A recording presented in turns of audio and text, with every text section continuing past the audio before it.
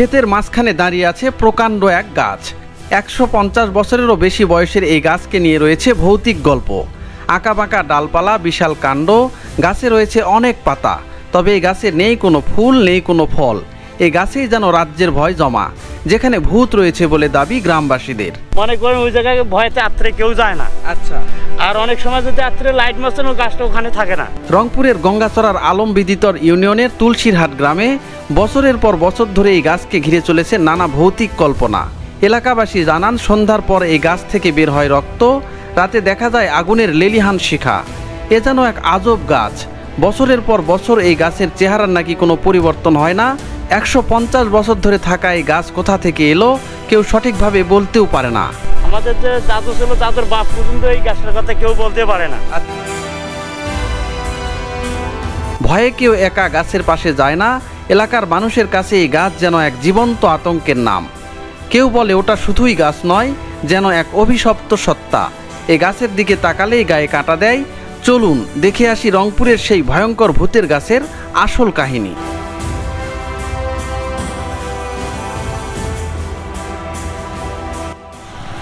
ভাইজান, এটা তো তুলসীরহাটের গাড়ি নাকি? হ্যাঁ, তুলসীরহাট যাবেন, ভাড়া কত করে এখান থেকে? 10 টাকা। 10 টাকা।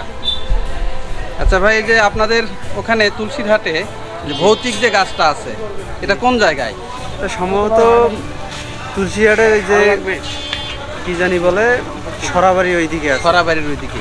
দেখি সরাসরি তুলসীরহাটে যেতে হবে না ওখান থেকে ওটা পার হয়ে যেতে হবে? তুলসীহাট পার হয়ে যেতে হবে। তুলসীরহাট পার হয়ে যেতে হবে না? তো চলেন দেখি যাই। ভাইয়ের নাম কি? আমার নাম মোহাম্মদ তাহেবুল মিয়া। তাহেবুল ইসলাম না? নেন।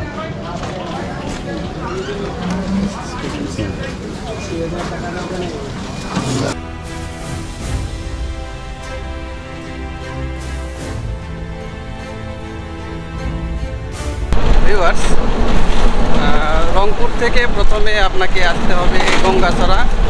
গঙ্গাচড়া থেকে এখানে যে বড়াইবাড়ি যে বাজারটা রয়েছে, সেই বড়াইবাড়ি বাজার থেকে একটা অটোতে করে আমি এখন সেই তুলসীরহাটের উদ্দেশ্যে রওনা দিয়েছি।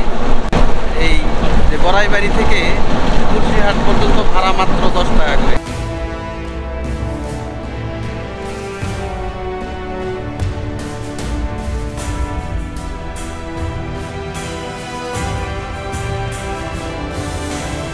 এটা রংপুরের যে আলম বিদিতর ইউনিয়নের তুলসীরহাট যে বাজারটা রয়েছে, সেই বাজার থেকে আমি একটা ভ্যানে করে জাস্ট যাচ্ছি। এখান থেকে অল্প কিছু দূর গেলেই সেই গাছটি আমরা পেয়ে যাব।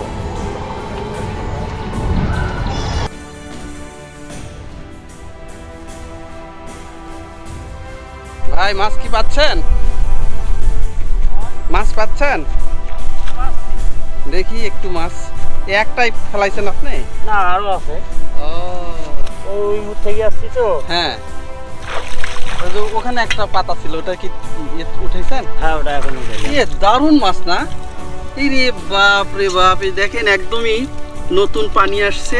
সেই পানিতে এই কি কি মাছ ভাই? এগুলো ডারকিয়া মাছ, কলিশা মাছ, কয়া মাছ, রঙিন মাছ দেখেন। ও, এগুলো মাছ কোন জায়গা থেকে আসতেছে? এগুলো তো আমাদের এই জমি থেকেই আসে। এই জমি থেকে আসার ওই বড় নালার থেকেই আসে পানি। মাছগুলো আসলে খুব ভালো লাগতেছে, একদমই ফ্রেশ। এত সুন্দর মাছ তো পাওয়া হাতে করে মাছ একটু লাগান। কালারটা দেখেন মাছের, অন্য লেভেলের। এই কালার দেখেই মন ভরে যাচ্ছে একদম। দেখেন, এই রে বাপ রে বাপ, এত সুন্দর কালার, এত সুন্দর মাছ, দারুণ লাগতেছে। এখন কত? 300 টাকা দেবেন। আর দেখেন কেন ভাই, ওটা মাছ করতে আছে। মাছগুলো করতে ভাই ভালো, এড়ে ওটা দেখো ভালো আমাকে দেখি।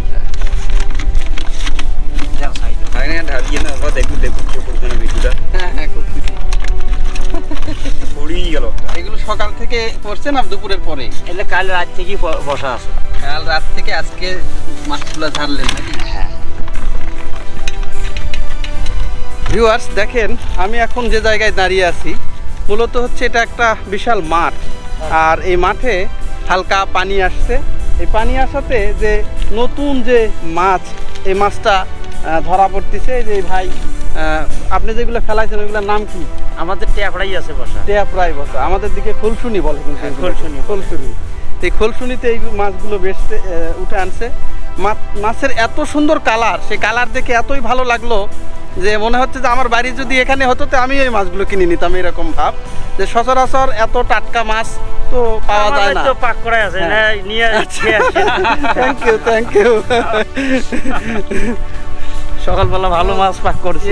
চাচা কত দিয়ে নিলেন? মাছ 200 টাকা নিলাম। 200 টাকা নিলেন? 200 টাকা নিলাম। কি খুশি? তাকে খুব খুশি, সুন্দর মাছ।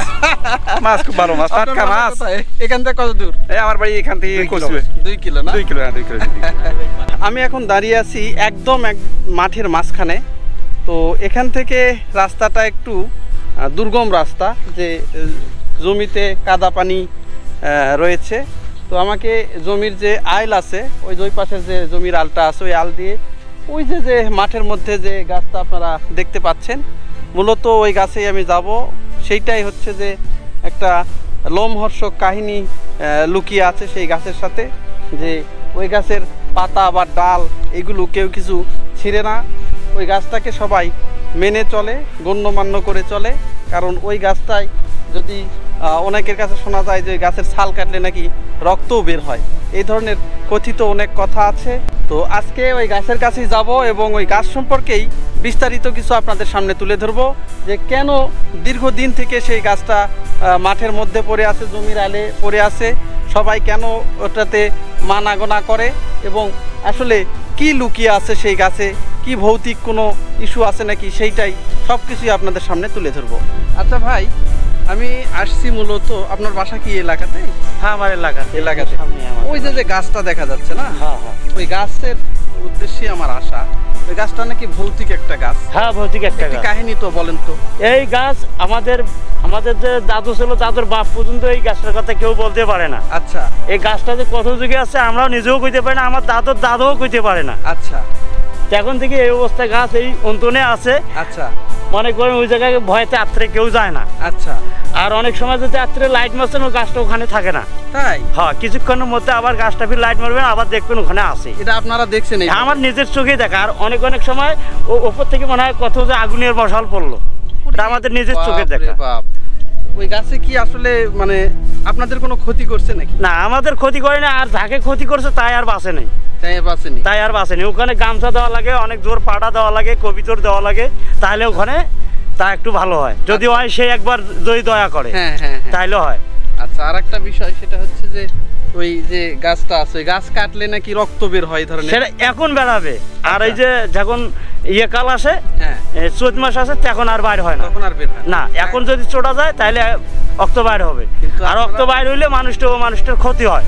এই জন্য আপনারা আর ওই গাছ না, ওখানে আমাদের যে কেউ একটা আইলের মাঝামাঝি আছে, কেউ ওখানে আইল ঝোড়ে না, আর কোদাল ধরে না। বাপ রে বাপ, ওই গাছটা কি গাছ আসলে?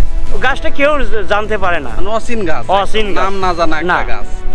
ভাইয়ের সঙ্গে আমি যাচ্ছি, ভাইয়ের নামটা? মনারুল ইসলাম, মোহাম্মদ মনারুল ইসলাম। মোহাম্মদ মনারুল ইসলাম। কি? মোহাম্মদ মনারুল ইসলাম। মনারুল ইসলাম। এই ভাইয়ের নাম হচ্ছে মোহাম্মদ মনারুল ইসলাম মনির। তো এই ভাইয়ের সঙ্গে আমি যাচ্ছি। ওই সামনে যে গাছটা আছে, যে অলৌকিক এবং যে ভৌতিক গাছ, এই গাছ সম্পর্কে ভাই অনেক কিছুই জানে। তো সেখান থেকেই যাচ্ছি। তো ভাই, তো একদম এই কোন আপনার গ্রামটা কোনটা? এটা না এটা? আমার গ্রামে এই যে এই পাশে যে গ্রামটা দেখতেছেন, এই গ্রামেই হচ্ছে এই মনির ভাইয়ের বাসা। আর ওই যে মাঠের ভিতরে যে গাছটা আছে, ওই গাছের কাছে আমরা যাচ্ছি। তো ছোটবেলা থেকেই মনির ভাই এই গাছের সঙ্গে ওইভাবে পরিচিত। তো এই গাছটা সম্পর্কে ওনারা বিস্তারিত জানেন। আসলে আপনারা যখন ছোটবেলায় খেলাধুলা করছেন, হ্যাঁ, তখন কি এই গাছে? আমাদের গরু ছিল, আমাদের ভয় ছিল আমার বাবার।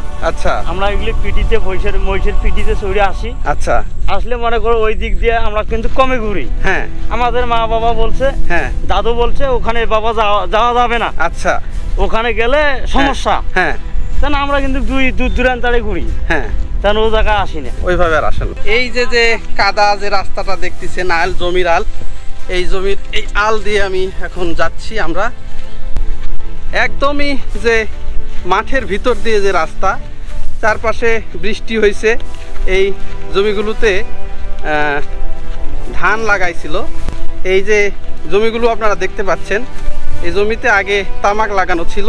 তো তামাক লাগানোর পরে এইগুলোতে আবার নতুন করে ইরি লাগানো হয়েছে। ইরির পরে ইরির ধান যে কাটা হয়েছে, এই কাটার পরে এখন জমিতে যে বৃষ্টি হচ্ছে, এখন এই বৃষ্টির কারণে এই জমিতে এখন ছোট ছোট প্রচুর মাছ আসছে।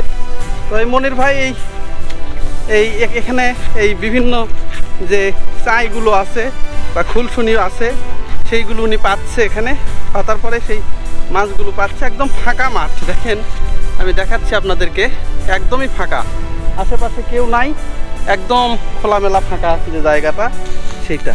আর জমির মাঝে মাঝে কাদা, সেইগুলো পেরিয়ে আমরা যাচ্ছি। ওই যে মনির ভাই যাচ্ছে সামনে।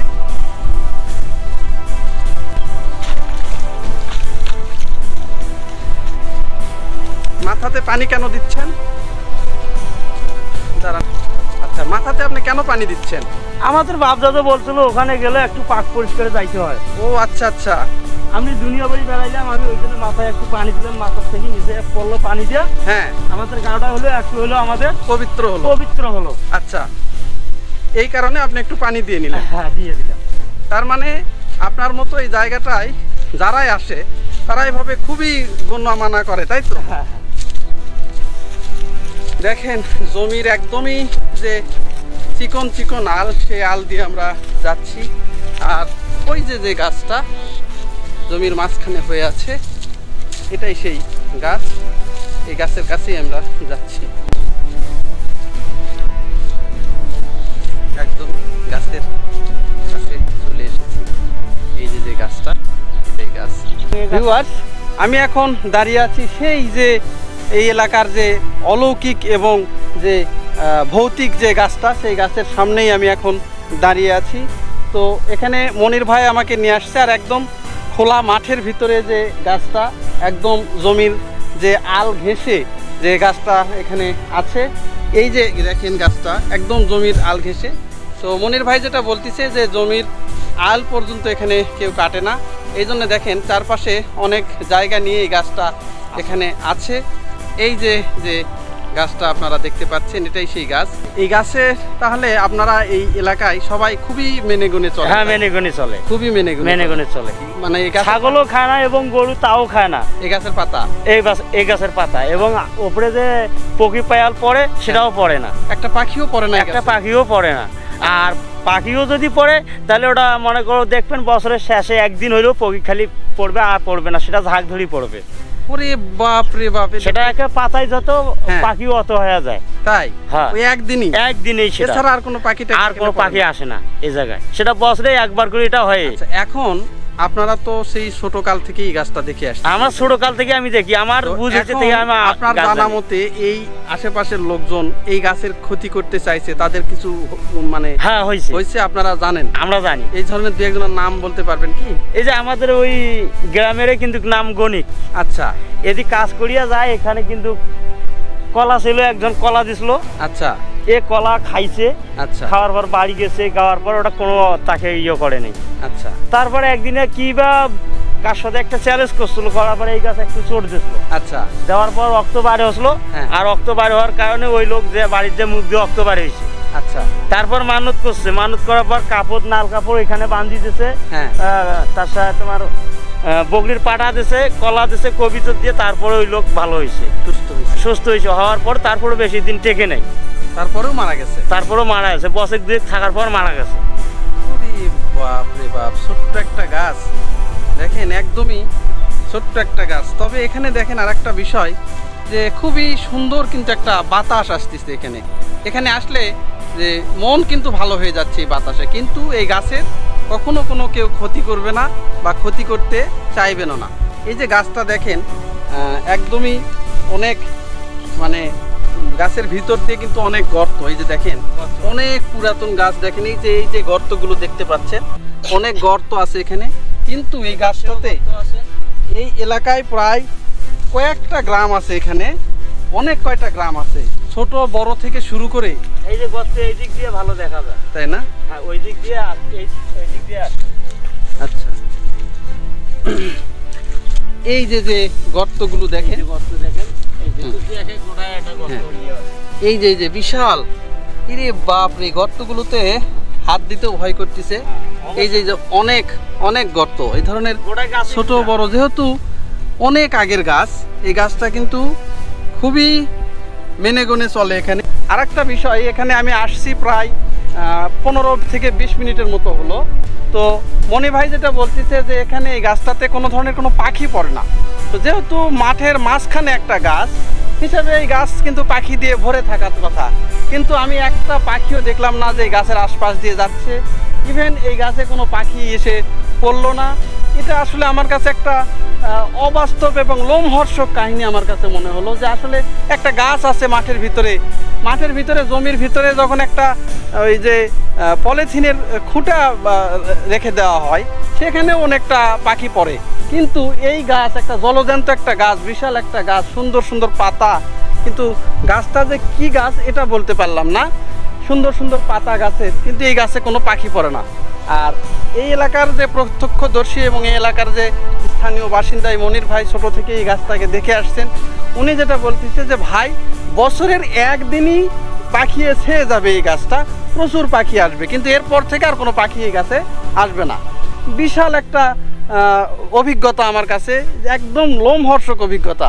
এখন আমার এই গাছের কাছে যদি এই মনির ভাই যদি না আসতো, তাহলে আমার কিন্তু ভয় করতো, গাছ ছমছম করতেছে। কারণ এই এলাকার লোক, উনিও যখন এখানে আসতেছিল তখন আপনারা দেখলেন যে উনি একটু পাক পবিত্র হয়ে আসলেন, কিন্তু জাস্ট মাথায় একটু মাটি দিয়ে করছে, ভাই আমি তো বিভিন্ন জায়গায় ঘোরাফেরা করি, হয়তো অনেক সময় যে অনেক মানে অপবিত্র জায়গাতেও হয়তো গেলাম আমি, কিন্তু সেখানে এসে একটু পাক পবিত্র হয়ে এই গাছটাতে আসতে হবে। এই ওনার বাবা, দাদা, ওনার মা সবার কাছ থেকে এই গল্পগুলো শুনে উনি এইভাবে উনি মাথায় পানি দিয়ে উনি আসলো। আর এই যে দেখেন, একদমই যে সুন্দর যে ঝকঝকে একটা গাছ, সেই গাছে এইভাবে যে পাতা আছে, একদম সবুজে ছেয়ে গেছে পাতাগুলো, বিশাল গাছ, কিন্তু এই গাছে কোনো পাখি নাই, কোনো পাখি নাই। আর এই গাছ যে আসলে কতটা ভয়ঙ্কর গাছ বা কতটুকু মানে একদমই যে ভয়ানক যে জায়গা, সেই গাছটাই মনির ভাইয়ের কাছ থেকে শুনলেন। আমি আরও গাছটা একটু আপনাদের ঘুরে ঘুরে দেখাই।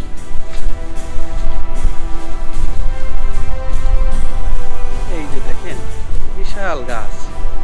গাছটা যখন ওই দিক দিয়ে হন, তখন আসছিল দিকটা কি দেখাই দিচ্ছে, ওখানে একটা মানুষ যে কিভাবে দাঁড়িয়ে আছে। আচ্ছা আচ্ছা, তার মানে আপনারা যখন এই যে ছোটবেলাতে যখন লাইট ধরতেন, তখন কোনো সময় গাছটা দেখতে পেতেন, আবার কোনো দেখতে পারি না, তাই না? এরকমও হয়। এই এখনো হ্যাঁ, সেটা এখনো মাঝে মধ্যে দেখতে পান না, দেখতে পাই না। ও গাছ নাই, খালি একেবারে সমান পানি ভাসতেছে। আবার ফির কিছুক্ষণ পর দেখবেন গাছটা আবার জায়গা মতনে আছে।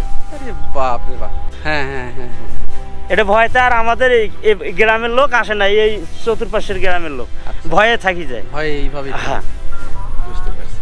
ঠিক দুপুর বেলায় আসলে এখানে বকরি টকরি গরু টরু আসলে এতে আর দুপুর বেলায় কেউ আসে না, কোনো মহিলা আসে না, কেউ আসে না। এমনি গরু টরু ঘাস টাস খেয়ে আবার চলে যায়। এবং গরু চারিপাশে ঘুরবে, ওর পাতাই নাড়বে না, একটা পাতাও খায় না। তাই তো দেখতেছি, একদমই দেখি চতুর্পাশে দেখো হাঁটছে, পাতা খাবে। এই যে দেখেন, একদমই চারপাশ দিয়ে গরুর যে ছাপ, এই যে দেখেন গরু অনেক আসছে এখানে। এই যে দেখেন গরুর পা বিশাল বিশাল, কিন্তু এই গাছের যে পাতা যে খাবে, এই যে দেখেন পাতা লক লক করতেছে, এই যে মাটি থেকে কিন্তু খুবই কাছে। এই যে পাতা, এই যে পাতা, এই যে পাতা, এই পাতাগুলো কিন্তু একটা গরু বা ছাগল কেউই খায় না। এটা আসলে একটা অন্য লেভেলের যে একটা ঘটনা। একদমই দেখেন, এই যে মাঠের সাথে একদমই মাঠের মাঝখানে হয়ে আছে। আর এই যে আজকের ভিডিওটি এখানেই শেষ করছি। ভিডিওটি ভালো লাগলে একটা লাইক দিন, কমেন্টে জানাবেন কেমন লাগলো। আর এমন আরও গল্প পেতে আমার চ্যানেলটি সাবস্ক্রাইব করতে ভুলবেন না। পরবর্তী পর্বে দেখা হবে, ততদিন ভালো থাকবেন, সুস্থ থাকবেন।